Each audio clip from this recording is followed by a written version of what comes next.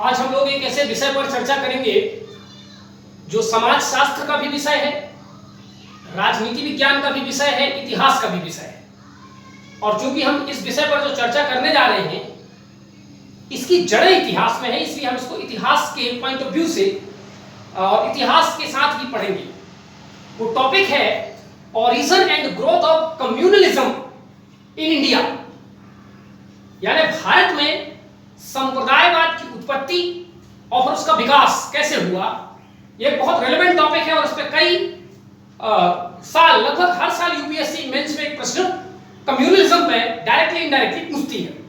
तो कम्युनलिज्म या संप्रदायवाद क्या है, हम इसको समझते हैं, लेकिन उसके पहले हम जो दो शब्द हैं उनको अलग अलग समझ लें।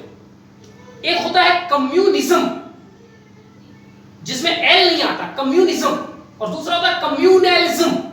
तो जो कम्युनलिज्म है वो होता है संप्रदायवाद, और जो कम्युनिज्म है वो एक पॉलिटिकल फिलॉसफी है, पॉलिटिकल आइडियोलॉजी है, जिसको बोलते हैं साम्यवाद। तो इन दोनों में कंफ्यूज नहीं होना। साम्यवाद अलग है, संप्रदायवाद अलग है। साम्यवाद की थ्योरी कार्ल मार्क्स ने दी थी और वो संप्रदायवाद से बहुत चिढ़ते थे। ठीक है, तो हम लोग यहां पर चर्चा करेंगे कि संप्रदायवाद है क्या, कम्युनलिज्म क्या है, इसकी मीनिंग देखते हैं। तो कम्युनलिज्म को दो पॉइंट ऑफ व्यू से देखा जाता है। जैसे सेकुलरिज्म का मतलब होता है सभी धर्मों में समानता, सभी धर्मों में समभाव, सभी धर्मों के प्रति रिस्पेक्ट, सेकुलरिज्म। तो जिस प्रकार सेकुलरिज्म की दो मीनिंग होती है, एक पॉजिटिव मीनिंग, दूसरा negative meaning. Positive meaning secularism का ये कहता है कि स्टेट की नजर में सभी धर्म बराबर है, लेकिन वो किसी भी धर्म का फेवर नहीं करेगा, यानी completely separation of state from religion और religious matters is known as negative liberalism. क्योंकि इस डेफिनेशन में सेकुलरिज्म में कुछ ना करने की बात कही गई है। क्या ना करने की बात? सरकार धर्म के मामले में कुछ नहीं करेगा, अपने अपने हिसाब से लोगों को जो लगे वो करने दे। ये है नेगेटिव सेंस ऑफ सेकुलरिज्म। और पॉजिटिव सेंस ऑफ सेकुलरिज्म क्या है? सरकार किसी एक धर्म के लिए जो कुछ करेगी वो अपने देश में उपस्थित बाकी सभी धर्मों के लिए भी वही करेगी। यहां पर सरकार को कुछ करने की बात कही गई है, इसलिए ये पॉजिटिव सेंस ऑफ सेकुलरिज्म है। तो वेस्टर्न कंट्रीज में नेगेटिव सेंस ऑफ सेकुलरिज्म चलता है और भारत में पॉजिटिव सेंस ऑफ सेकुलरिज्म चलता है। उसी प्रकार जब हम कम्युनलिज्म को देखते हैं तो कम्युनलिज्म इंडिया में नेगेटिव सेंस में उपस्थित है, सेकुलरिज्म इंडिया में पॉजिटिव है, लेकिन कम्युनलिज्म इंडिया में नेगेटिव वाला है और पॉजिटिव वाला कम्युनलिज्म वेस्टर्न कंट्रीज में पाया जाता है। तो पहले हम ये समझते हैं कि कम्युनलिज्म, संप्रदायवाद का क्या मतलब है। इसके दो मतलब होते हैं, एक पॉजिटिव सेंस में और दूसरा नेगेटिव सेंस में। हम लोग पहले देखते हैं पॉजिटिव सेंस में। पॉजिटिव कम्युनलिज्म, सकारात्मक संप्रदायवाद क्या है, इसके भी हम दो अलग अलग डायमेंशन में देखेंगे। पहला political point of view, POV लिखा है, मतलब पॉलिटिकल पॉइंट ऑफ व्यू, राजनीतिक दृष्टि से सकारात्मक संप्रदायवाद क्या है। डेफिनेशन में पहले पढ़ता हूं फिर समझाता हूं। A theory of society in which society is divided into several small independent communes and the state is just a confederation of these communes. Political positive sense में इसकी डेफिनेशन ये है कि कोई एक समाज है और वो समाज कई छोटी छोटी पहचान से बना हुआ है। कम्यून माने छोटी छोटी जातियां, छोटे छोटे संप्रदाय, छोटे छोटे समुदाय। जैसे उदाहरण की बात करें अगर हम भारत, तो भारत में हिंदू, मुस्लिम, सिख, ईसाई, जैन, पारसी, ठीक है, ये तमाम चीजें। तो कई छोटे छोटे संप्रदायों से कोई एक समाज बना है और इस समाज में सारे छोटे छोटे कम्यून मिलकर के एक बड़ा देश बनाते हैं, एक बड़ा समाज बनाते हैं। इस भावना को पॉजिटिव सेंस में कम्युनलिज्म कहा जाता है, अर्थात छोटे छोटे कम्यून ने मिलकर के एक बड़ा कम्यून बनाया, इसको कम्युनलिज्म कहा जाता है। यहां ये जो छोटे छोटे कम्यून हैं, इनके बीच में कोई विभेद, कोई अंतर धर्म को, जाति को, पहचान को, भाषा को लेकर के नहीं होती। ये वेस्टर्न डेफिनेशन है इसकी। इस प्रकार की स्थिति में interest of community is put above individual. इस प्रकार की जो डेफिनेशन है उसमें कम्युनिटी के इंटरेस्ट को ज्यादा महत्व दिया जाता है बनिस्बत इंडिविजुअल। इंडिविजुअल का इंटरेस्ट बाद में, कम्युनिटी का इंटरेस्ट पहले। और इसमें यह भी माना जाता है कि community exist for the benefits of individual who participate in it. Community का ओरिजिन ही इसलिए हुआ है ताकि उस कम्युनिटी के अंदर रहने वाले लोगों का वेलबींग किया जा सके, उनका कल्याण किया जा सके, उनका अपलिफ्टमेंट, उनका डेवलपमेंट किया जा सके। तो ये बड़ा पॉजिटिव सेंस है कम्युनिज्म का, जिसका अगर मैं सरल भाषा में बताऊं तो इस पॉजिटिव सेंस में, वो भी पॉलिटिकल पॉइंट ऑफ व्यू में, कम्युनिज्म का मतलब होता है अपनी कम्युनिटी के प्रति सचेत रहना, अपनी कम्युनिटी के लोगों का कल्याण करना, अपने कम्युनिटी के लोगों को बाद में ध्यान देना, पहले कम्युनिटी एज अ होल को डेवलप करना। जब community as a whole develop हो जाए तो उसके बाद उसके भीतर जो लोग हैं, उस कम्युनिटी के मेंबर हैं, उनको डेवलप करना। तो कुल मिला के कम्युनिज्म का पॉजिटिव सेंस में, पॉलिटिकल सेंस में मतलब है कम्युनिटी के माध्यम से लोगों का कल्याण करना, अपनी कम्युनिटी पर ध्यान देना। ये बड़ा पॉजिटिव सेंस है, इसमें कोई बुराई नहीं है। रिलीजियस पॉइंट ऑफ व्यू में अब हम देखते हैं पॉजिटिव कम्युनिज्म दो सेंस में, एक पॉलिटिकल पॉइंट ऑफ व्यू से देखिए, अब दूसरा हम देखेंगे religious point of view. Religious point of view में जो पॉजिटिव कम्युनिज्म है उसका मतलब है one religious community treats its own religion as per their own doctrines. एक कोई धर्म या धार्मिक समुदाय है, कोई धार्मिक संप्रदाय है, हिंदू संप्रदाय, मुस्लिम संप्रदाय, सिख संप्रदाय, क्रिश्चियन संप्रदाय, कोई भी एक संप्रदाय, वो अपने कुछ उसके सिद्धांत हैं, वो उस सिद्धांत के हिसाब से अपने धर्म को, अपने रीति रिवाजों को, अपने तीज त्योहारों को मानता है। Trying religion as a medium for upliftment of their followers, और धर्म के माध्यम से अपने लोगों को नैतिक बनाता है, उनको सही रास्ता दिखाता है, उनके कल्याण की कोशिश करता है, उनकी बेहतरी की कोशिश करता है, उनको इस लोक से लेके उस लोक तक, यानी from this world to other world, उनको इतना डेवलप करता है कि वो इस संसार में भी अपना जीवन बेहतर ढंग से जिए, और जब कभी मृत्यु के बाद कहीं और कोई जगह होती है इंसान या उसकी आत्मा के लिए, तो वहां भी उनको एक बेहतर ढंग से ईश्वर के द्वारा, खुदा के द्वारा, अल्लाह के द्वारा ट्रीट किया जा सके, ये विदाउट कन्फ्रंटिंग और treating inferior to other religion. और ऐसा सब कुछ करने में वो दूसरे धर्म की तुलना में अपने धर्म को ना तो बड़ा मानते, न दूसरे धर्म को छोटा मानते, न अपने धर्म के आधार पर दूसरे धर्म से लड़ते, न झगड़ते, न किसी प्रकार का मनमुटाव रखते। अगर इस प्रकार की भावना है कि आप अपने रीति रिवाज के हिसाब से, अपने डॉक्ट्राइन, अपने सिद्धांतों के हिसाब से अपने धर्म का पालन करें, दूसरे धर्म को उसके सिद्धांत के हिसाब से धर्म का पालन करें।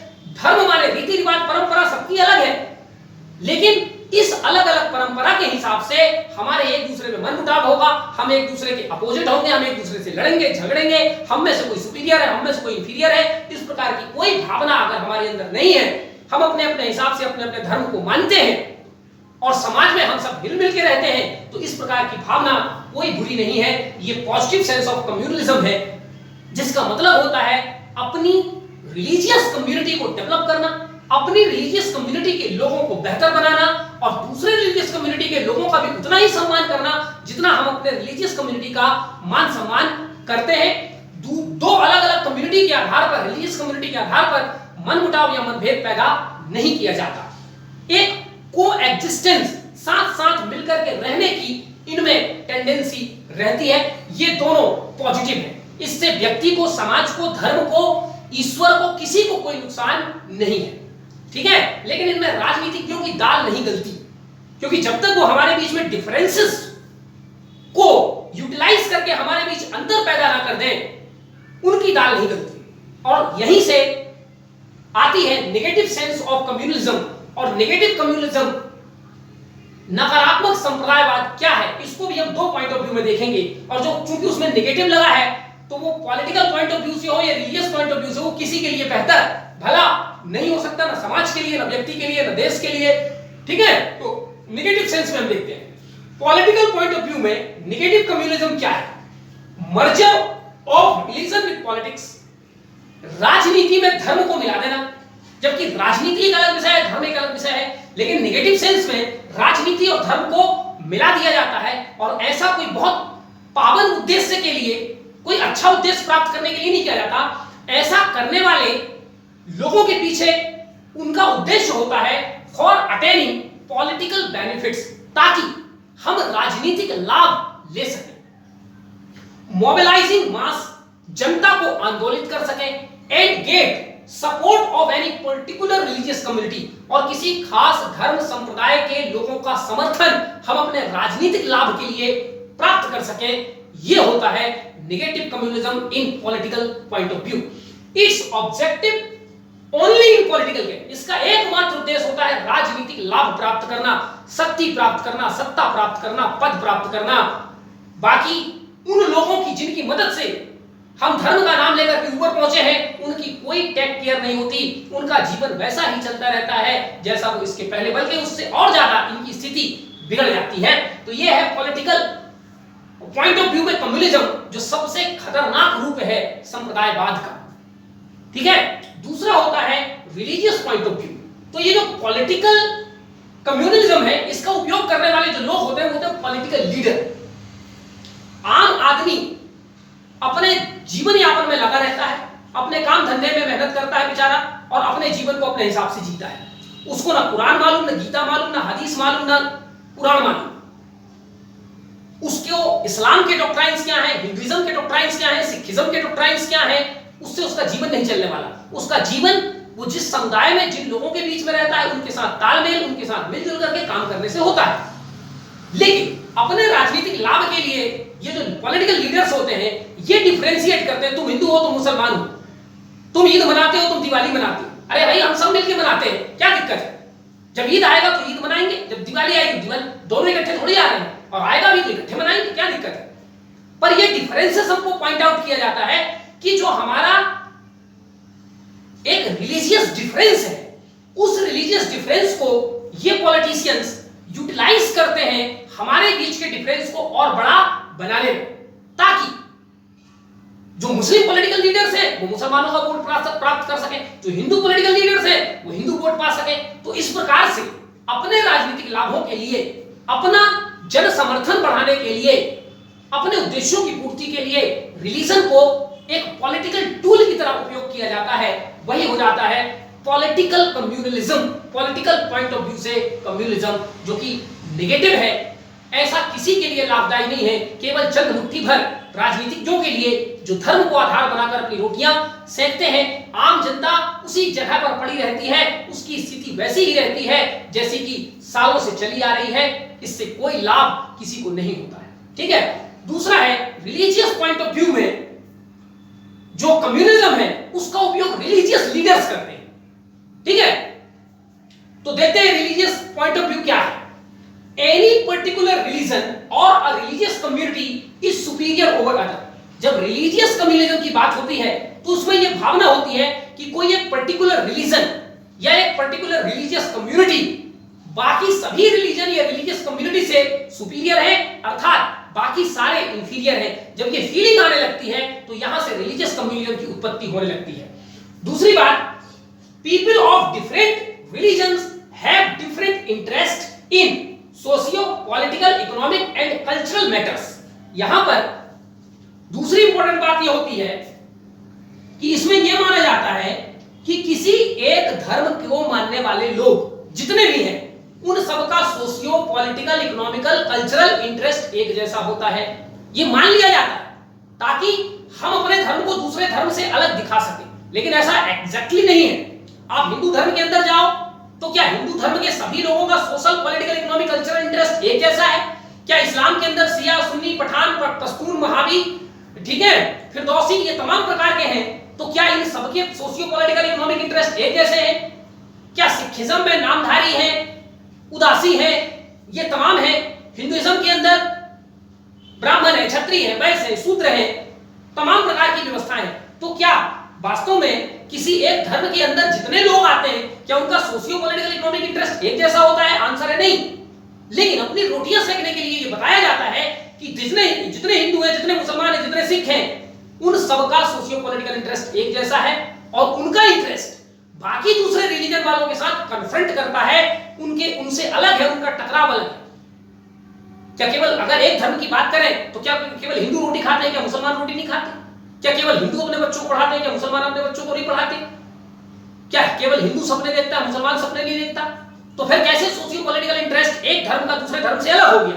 हो ही नहीं सकता। लेकिन ये सब कुछ जानबूझ करके एक प्लान तरीके से किया जाता है ताकि आपको बहकाकर भड़का करके आपको हमको और वो अपनी रोटियां सेक सके, समाज में अपना वो एक रुतबा प्राप्त कर सके, समाज में अपना एक स्थान, अपना एक भौकाल मेंटेन कर सके। इसलिए हमसे ये कहा जाता है कि भैया एक धर्म को मानने वाले लोगों के सोशियो पॉलिटिकल, इकोनॉमिक और कल्चरल मैटर्स एक जैसे होते हैं regardless of whether they belong to the same nation. भले ही वो एक देश के भीतर रह रहे हों, लेकिन एक देश के आधार पर उनका सोशियो इकोनॉमिक पॉलिटिकल इंटरेस्ट तय नहीं होता, धर्म के आधार पर तय होता है, ऐसा बताया जाता है। तीसरी बात, डिफरेंट रिलीजन्स, ये थोड़ा कुछ मिट गया है,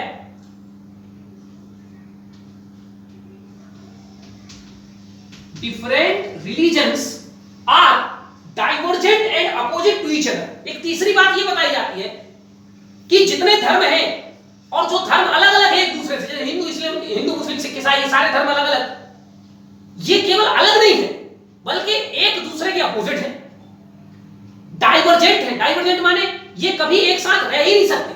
जैसे चुंबक के दो सिरों को पास में लाओ तो यदि सेम पोल है तो वो डाइवर्ज करेंगे, ठीक है। तो इसी प्रकार से ये कहा जाता है कि जो डिफरेंट रिलीजन्स हैं वास्तव में डिफरेंट पोल्स हैं, और जब इन पोल्स को पास लाओगे तो ये अट्रैक्ट नहीं करेंगे, ये डाइवर्ज करेंगे। ये सब हमारे मन में, दिल दिमाग में ये बात भर दी जाती है, और ये सारे धर्म एक दूसरे से अपोजिट हैं, इसलिए इनमें मेल मिलाप, सामंजस्य, कोएग्जिस्टेंस हो ही नहीं सकता।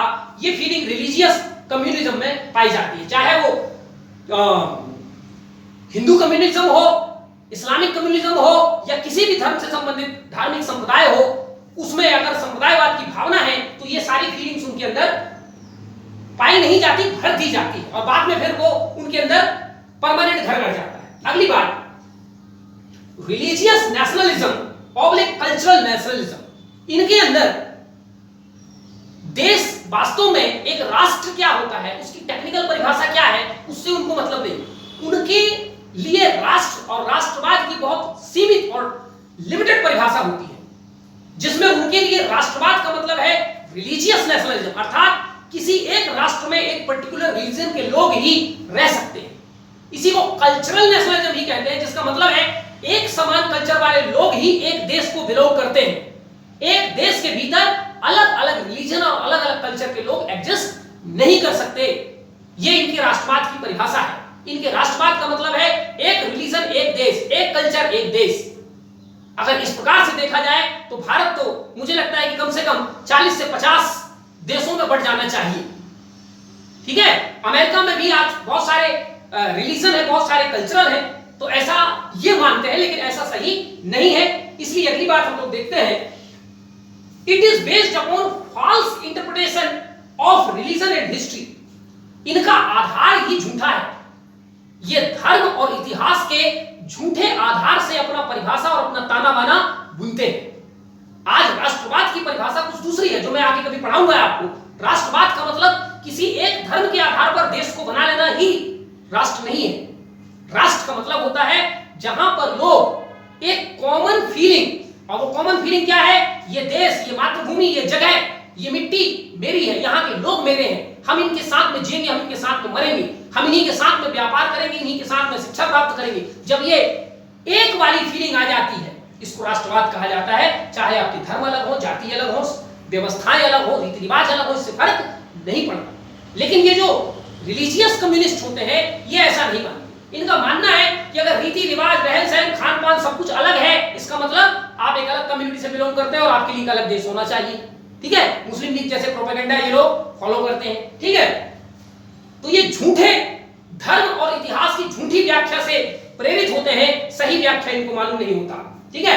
ऑर्थोडॉक्सी, कट्टरवाद से प्रेरित होते हैं। रिवेंज, कोई ना कोई बदले की भावना इनमें होती है किसी दूसरे धर्म के प्रति, ये उस बदले की भावना से लेकर के प्रेरित होते हैं, ठीक है। जैसे मैं आपको बताऊंगा कि हिंदू महासभा यदि है, तो हिंदू महासभा का कहना है कि भारत में सदियों से हिंदुओं ने राज किया है, बीच में मिडाइवल इंडिया का जो फेज है उसमें इस्लामों ने शासन किया है, लेकिन इसके पहले लंबे समय तक हिंदुओं ने शासन किया, इसलिए ये देश हिंदुओं का है, ठीक है। और तो ये बाद में जो इस्लामिक शासन भारत में रहा, जिन्होंने थोड़ा मोड़ा कुछ गलत काम भी किया, मंदिर तोड़े, तो उनसे ये बदला लेने की भावना पे उतारू हो जाते हैं। उसी प्रकार मिडाइवल पीरियड के जाने के बाद जब मॉडर्न पीरियड का भारत में उदय हुआ तो मुसलमानों की आर्थिक स्थिति थोड़ी बिगड़ने लगी और इसका दोष उन्होंने हिंदुओं पर मढ़ना शुरू कर दिया और फिर वो हिंदुओं से बदला लेने की बात करने लगे। तो एक रिवेंज की भावना से प्रेरित होकर के ये अपने किसी खास कम्युनिटी और धर्म को बढ़ावा देते हैं। सुपीरियरिटी, इनके अंदर अपने धर्म को लेकर के सुपीरियरिटी होती है, बाकी सारे को ये इंफीरियर मानते हैं। तो इस प्रकार की भावनाओं से जो है रिलीजियस कम्युनिज्म में इस प्रकार की सारी जो एलिमेंट्स हैं वो पाए जाते हैं, ठीक है। और जब इस प्रकार की भावना हमारे अंदर भर दी जाती है तो हम अपने धर्म को दूसरे के धर्म से ना केवल अलग मानते हैं बल्कि अपोजिट मानते हैं। और जैसे हम अपने धर्म को दूसरे धर्म से अपोजिट मानना शुरू किए, दोनों धर्म के बीच में खाई पैदा हो गई, डिस्टेंस पैदा हो गया और इस दूरी का फायदा पहले रिलीजियस लीडर उठाते हैं। पहले रिलीजियस लीडर इसका फायदा उठाते हैं, ठीक है, अपना मान सम्मान बढ़वाने के लिए, अपने लाभ के लिए, ठीक है, अपना वोट बैंक बढ़ाने के लिए। कई रिलीजियस लीडर्स ऐसे हैं जो चुनाव नहीं लड़ते, पॉलिटिकल नहीं है, लेकिन बड़े बड़े पॉलिटिकल लीडर्स के साथ साठगांठ, वो बताते हैं मेरे पास इतना वोट बैंक है और उनसे करोड़ों खरबों रुपए लेके वोट बैंक के साथ सौदेबाजी करते रहते हैं। तो पहले इसका फायदा रिलीजियस लीडर उठाते हैं, बाद में इसका फायदा पॉलिटिकल लीडर्स उठाते हैं। आम जनता को कुछ नहीं मिलता, हम धर्म के नाम पर, अपनी संस्कृति के नाम पर लड़ते रहते हैं, झगड़ते रहते हैं, जबकि रहना हमें आपस में है, रहना हमें एक दूसरे के साथ में है।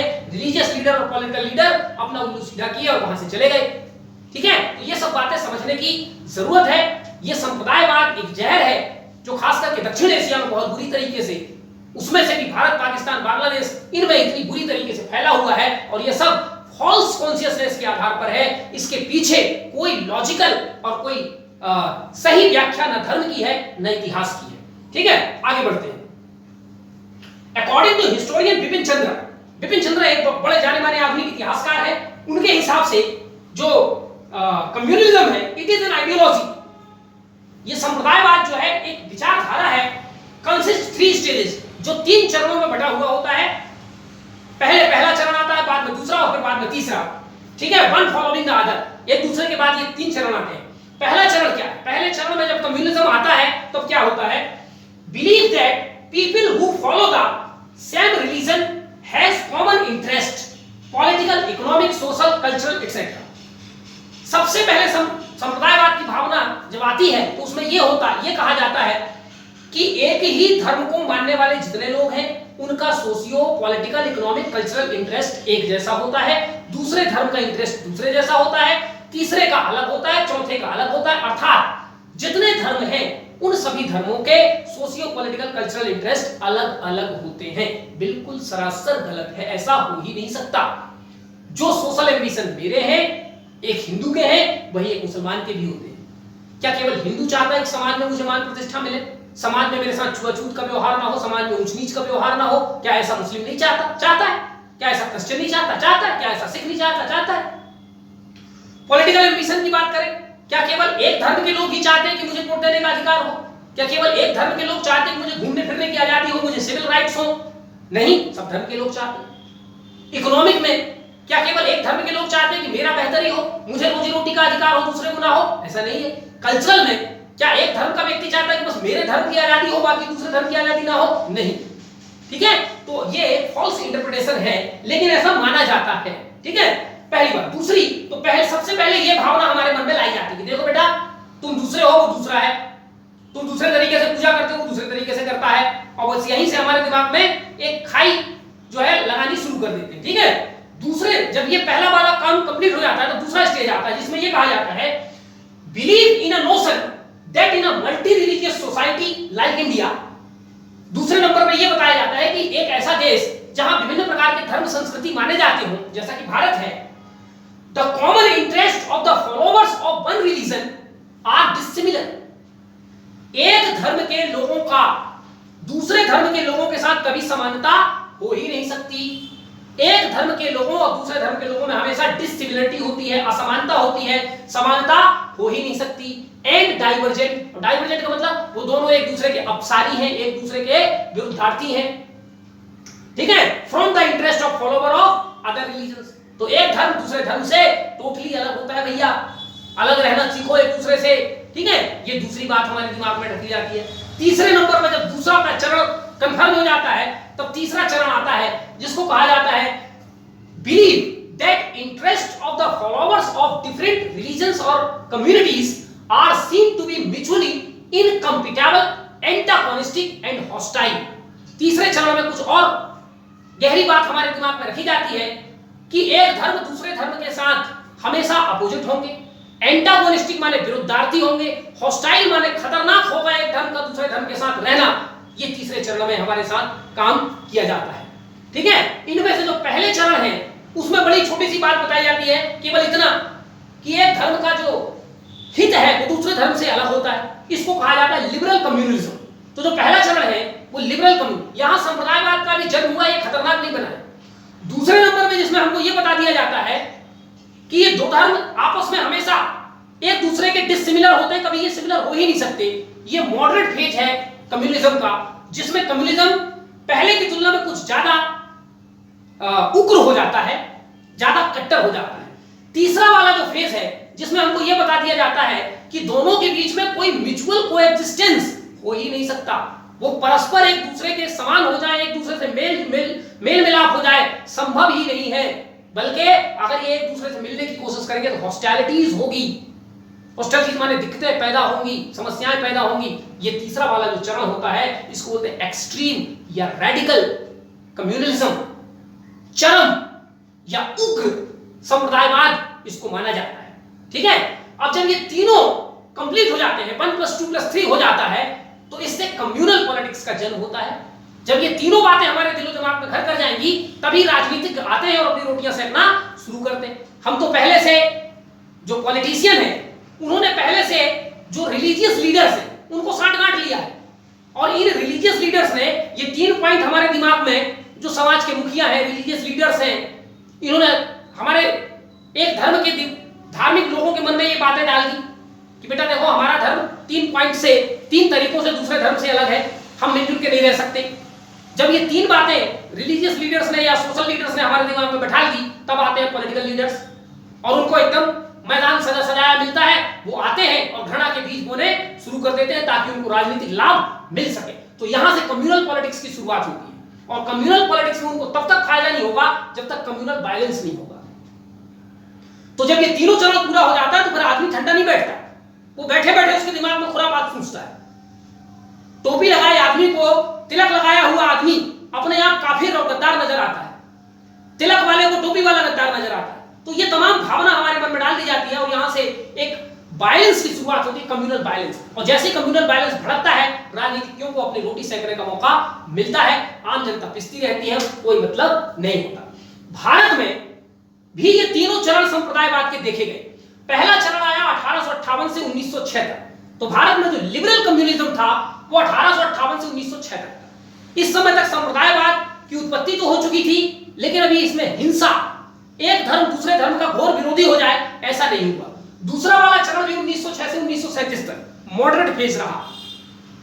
इसमें एक धर्म दूसरे धर्म से घृणा करना तो शुरू कर दिया, लेकिन हिंसा की भी शुरुआत नहीं हुई थी, जानी दुश्मन नहीं बन गए थे।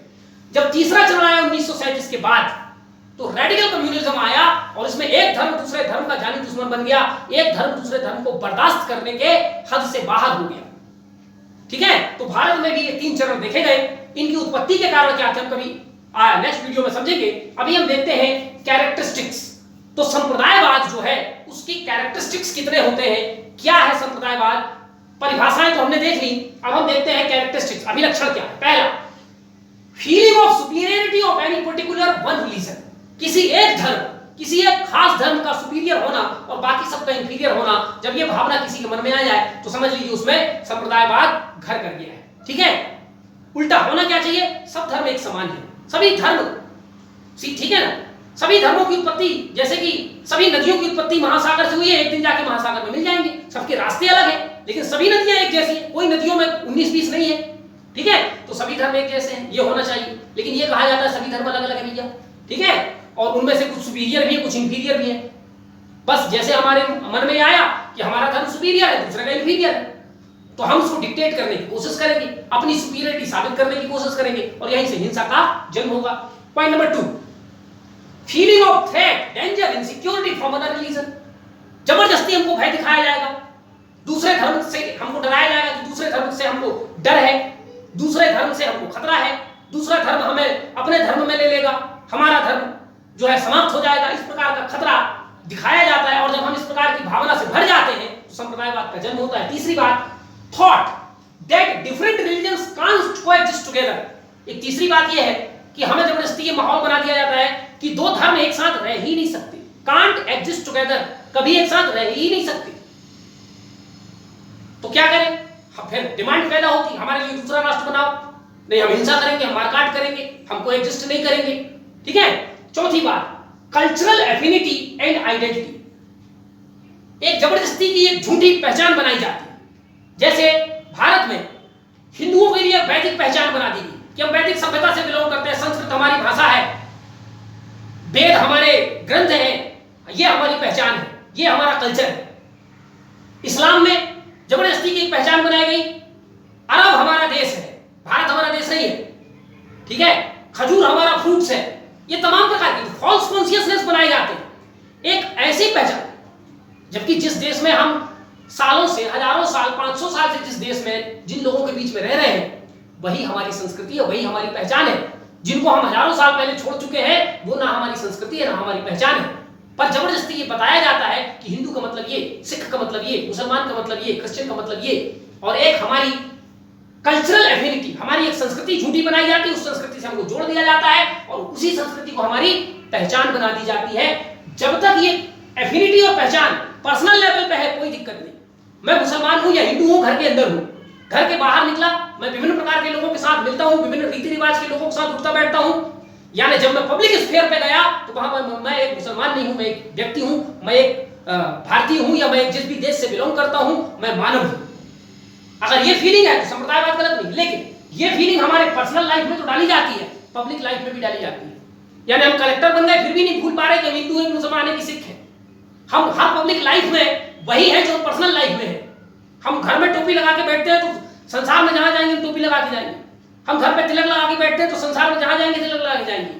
तो जब ये पर्सनल लाइफ की जो कल्चरल आइडेंटिटी और एफिनिटी है, उसको जब पब्लिक लाइफ में कुछ हमसे करवाया जाता है तो संप्रदायवाद यहां पर घोर रूप से पैदा होता है। पांचवी बात, based upon false, orthodox and arrogant interpretation of religion and history.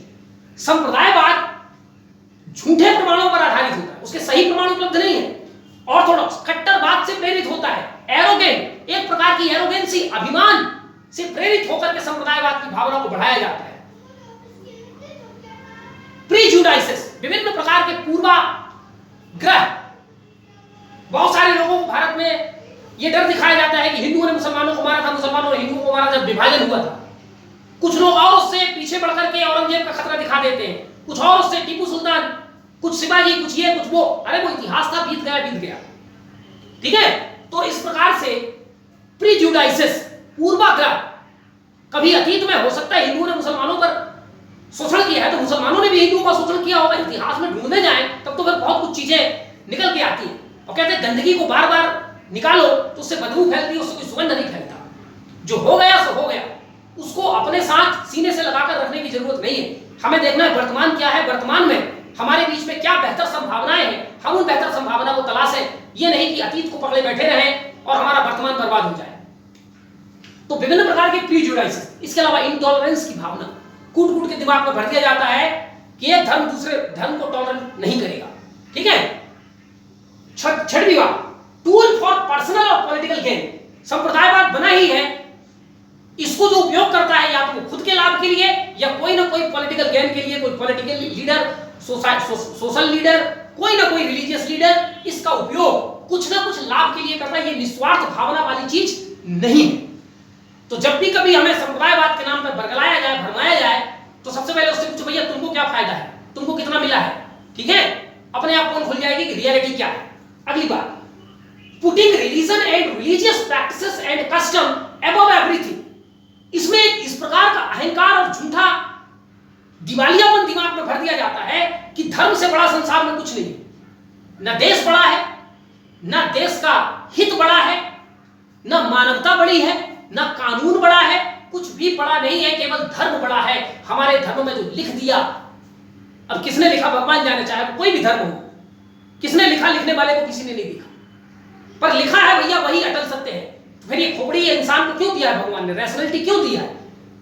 फिर एक किताब लिख करके भेज देता और हमारे अंदर वही किताब घुसेड़ दी जाती और हमारा दिमाग बंद कर दिया जाता। पर हमें ईश्वर ने दिमाग दिया है, बुद्धि दिया है, सोचने विचारने की क्षमता दिया है, पढ़ करके आगे ज्ञान विज्ञान को विकसित करने का क्षमता दिया है। तो वो क्यों दिया है कि चंद लाइनें जो लिखी हैं उनको दिमाग में भर लो, बाकी सब झूठ है संसार में। तो इस प्रकार की भावना हमारे दिमाग में भर दी जाती है कि धर्म ही बड़ा है, राष्ट्र जल रहा है, जलने दो, राष्ट्र बर्बाद हो रहा है, होने दो, दूसरे धर्म का आदमी सामने भूख से मर रहा है, मैं दूसरे धर्म का आदमी उसको मरने दूंगा। तो इस प्रकार की सब भावना उटपटांग भर दी जाती है दिमाग में और यही से संप्रदायवाद गहरी होती जाती है। ठीक है, creates social tension, rights, pogroms etcetera. जहां संप्रदायवाद होता है स्वाभाविक बात है वहां सामाजिक तनाव होगा, दंगे होंगे। पोग्रोम्स माने प्लांट मैस्करे, सोच समझ करके एक धर्म दूसरे धर्म के लोगों को मारेगा, नरसंहार करेगा। ये तमाम चीजें जहां भी संप्रदायवाद होती है वहां पाई जाती है। ठीक है, conflicts of the elites of communities, यहां ध्यान रखना है, कई परिभाषाएं हैं इसकी, कई लोगों ने अलग अलग बातें बताई है इसके बारे में, मैं सबका मिला जुला करके आपको बता रहा हूं। कुछ लोगों का कहना है कि वास्तव में संप्रदायवाद की जो उत्पत्ति होती है वो दो विभिन्न धर्म के जो इलीट क्लास के लोग होते हैं उनकी लड़ाई के कारण शुरू होता है। ठीक है, तो conflicts of the elites of communities, विभिन्न धर्म के जो इलीट क्लास के लोग हैं संप्रदायवाद को शुरू करते हैं। आम आदमी क्या मतलब बेचारा, ठीक है, राम रहीम सब मिलकर रहते हैं, उनको कोई फर्क नहीं पड़ता कि मैं राम हूं तुम रहीम हो, एक दूसरे के धर्म। पुरानी कुछ फिल्में हैं, आप देखिए, किसी को पता ही नहीं कि मैं हिंदू हूं कि मुसलमान हूं। मिर्जा गालिब टीवी सीरियल बना, उसमें देखिए कितना सुंदर हिंदू मुसलमान का सौहार्द दिखाया गया है। उस समय किसी को मालूम ही नहीं था कि हिंदू होने का मतलब क्या है, मुसलमान होने का मतलब क्या है। ठीक है, तो ये तमाम बातें जो है इलीट लोगों के द्वारा पैदा किया गया है अपनी अपनी वर्चस्वता को स्थापित करने के लिए। ठीक है, a tool to mobilise people for और against by raising an appeal of communal lines. संप्रदाय को एक आधार बनाकर, संप्रदायवाद को एक आधार बनाकर लोगों को किसी के पक्ष में या किसी के खिलाफ में आंदोलित करने, खड़ा करने का ये तरीका है संप्रदायवाद। ठीक है, ऐसा कहने वाले समाजशास्त्री हैं अली असगर इंजीनियर, उनका नाम में ही इंजीनियर लगा हुआ है। अली असगर इंजीनियर जो कि एक सोशल साइंटिस्ट है, उन्होंने ये परिभाषा दिया है कि ये जो संप्रदायवाद है ये इलीट्स लोगों के कारण पैदा हुआ है, जिसमें ये इलीट्स लोग आम जनता का प्रयोग करते हैं या तो किसी के फेवर में या किसी के अगेंस्ट में, जिससे उनका हित हो उस हिसाब से वो आम जनता को यहां वहां टिल्ट करते रहते हैं। अगली एक और हम लोग कैरेक्टरिस्टिक देखते हैं, if a person is deprived of his oblique her rights और privileges just on the basis of his oblique her community, समझ लो कम्युनलिज्म आ गया। ठीक है, हुसैन सहीम जो कि एक हिस्टोरियन है, उनका कहना है कि जब किसी समाज में किसी व्यक्ति को उसके अधिकारों से, उसके प्रिविलेजेस से उसको इसलिए वंचित किया जाए कि वो किसी खास धर्म या किसी खास संप्रदाय से बिलोंग करता है, तो समझ लीजिए वहां पर संप्रदायवाद की उत्पत्ति हो चुकी है, संप्रदायवाद आ चुका है। ठीक है, तो हर देश जो आज का डेमोक्रेटिक देश है उन्होंने अपने कॉन्स्टिट्यूशन में माइनॉरिटीज को डिफरेंट प्रकार के अधिकार दिए हैं। कोशिश ये किया जाता है कि मेजॉरिटी माइनॉरिटी को एक्सप्लॉइट ना कर सके। ठीक है, अगली बात है a political ideology which makes use of religious और cultural differences to achieve political aims. Prabha Dikshit एक हिस्टोरियन है, उनका कहना है कि संप्रदायवाद की उत्पत्ति कैसे होती है कि समाज में कई प्रकार के धर्म पाए जाते हैं और यह सत्य भी है कि एक धर्म दूसरे धर्म से कई मामलों में डिफरेंट होता है, लेकिन वो डिफरेंस आम जनता को समझ में नहीं आता।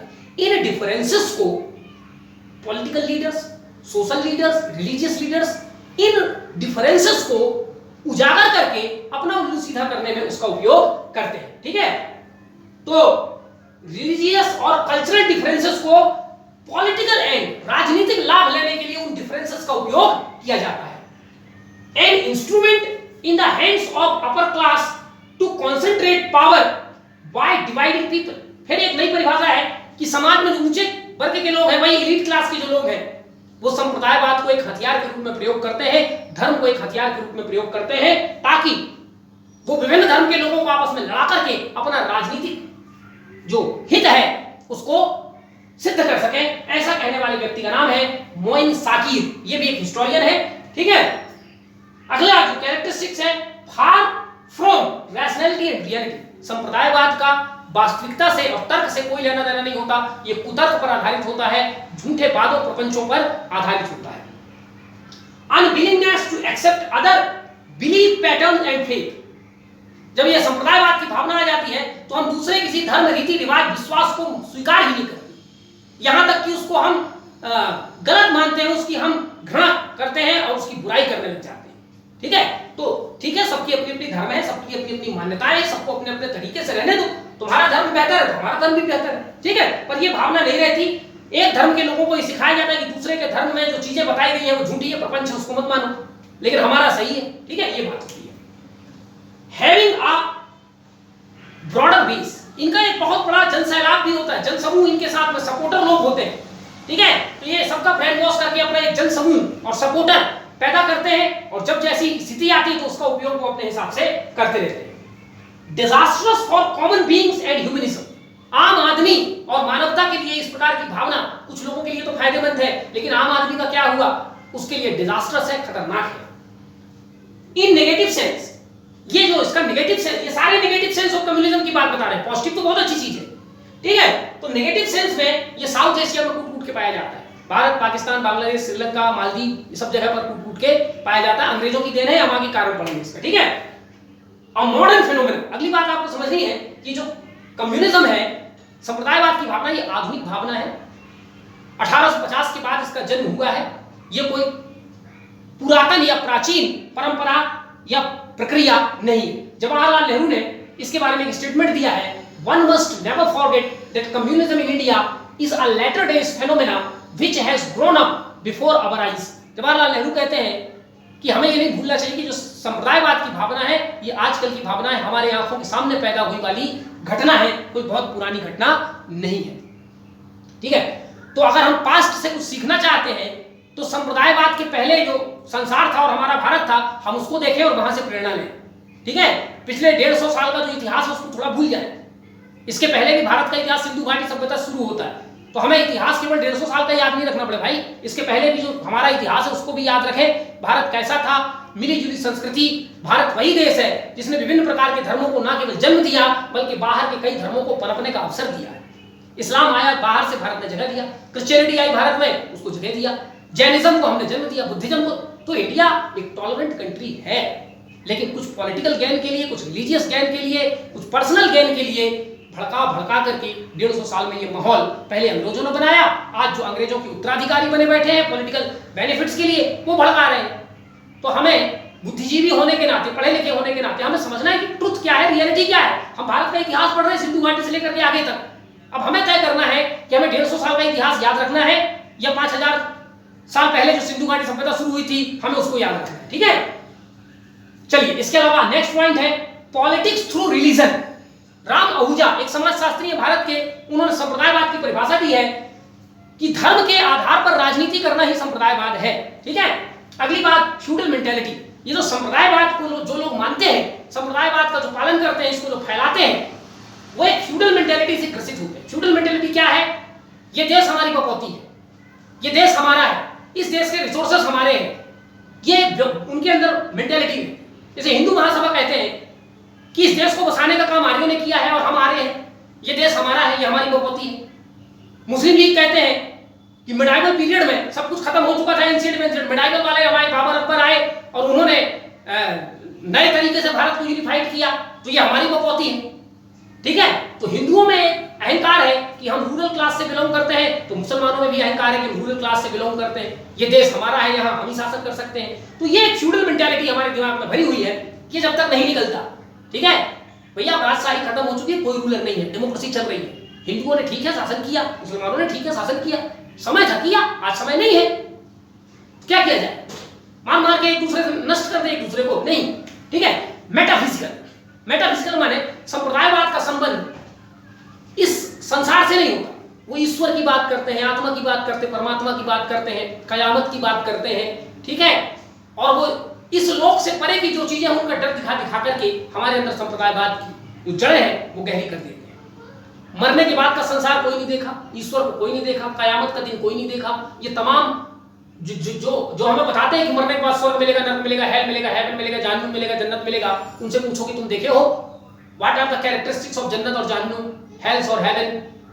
एक आध तो कैरेक्टर बता दो, एक आध अनुभव बता दो, कौन गया था, आप गए थे, आपके दादा परदादा गए थे, कौन गए थे? Nobody knows about it.